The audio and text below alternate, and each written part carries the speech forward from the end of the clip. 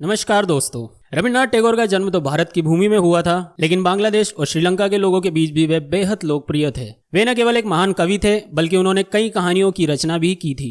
उन्हें हम भारतीय इतिहास का महान कवि, लेखक, संगीतकार व साहित्यकार भी कह सकते हैं। आज हम उनके बारे में कुछ ऐसे रोचक तथ्य जानेंगे जिसके बारे में आप में से अधिकतर लोग जानते नहीं होंगे। आइए जानते हैं गुरुदेव रविन्द्रनाथ टैगोर के बारे में कुछ आश्चर्यजनक तथ्य। हम रविंद्रनाथ टैगोर जी को भारत के राष्ट्रीय गान जन गण मन व बांग्लादेश के राष्ट्रगान अमार सोनार बांग्ला के रचयिता के रूप में जानते हैं। लेकिन क्या आप जानते हैं कि श्रीलंका के राष्ट्रगान श्रीलंका माता में भी उनकी मुख्य भूमिका थी। श्रीलंका के राष्ट्रगान को लिखने का श्रेय आनंद समाराकून को जाता है, लेकिन उन्होंने रविन्द्रनाथ की बंगाली कविता में से इसको लिखा था। साथ ही रविंद्रनाथ ने श्रीलंका के राष्ट्रीय गीत को धुन भी दी थी। कुछ लोगों का तो यह भी मानना है कि आनंद ने रविन्द्रनाथ के बंगाली गीत को सिंहली भाषा में अनुवाद करके ही श्रीलंका का पूरा राष्ट्रगान लिखा था। बचपन में उन्हें रवि नाम से बुलाया जाता था। उन्होंने अपने जीवन की प्रथम रचना मात्र 8 वर्ष की आयु में ही कर दी थी, जो कि एक कविता थी। सन 1920 ईस्वी में उनकी विश्व प्रसिद्ध रचना गीतांजलि प्रकाशित हुई थी, जो कि 157 कविताओं का समूह था। इसी रचना के कारण सन 1913 ईस्वी में उन्हें नोबेल पुरस्कार मिला था। हमें से ज्यादातर लोग यह जानते हैं कि रविन्द्रनाथ टैगोर ऐसे प्रथम भारतीय थे जिन्हें नोबेल पुरस्कार मिला था,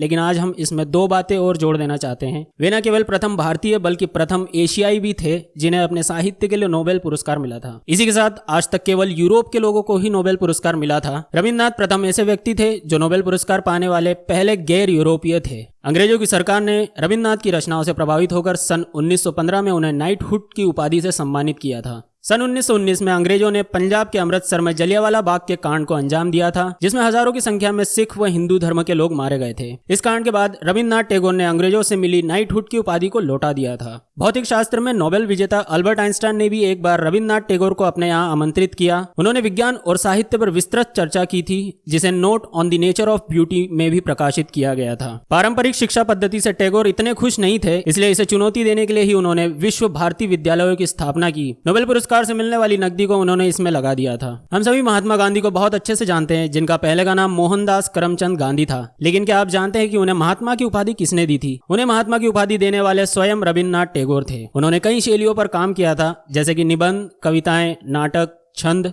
दोहे, गीत, लघु कथाएं, उपन्यास इत्यादि। यहाँ तक कि 60 वर्ष की आयु में उन्होंने चित्रकारी करना भी शुरू कर दी थी। आज के लिए इतना ही। मिलते हैं अगली वीडियो में। Thank you.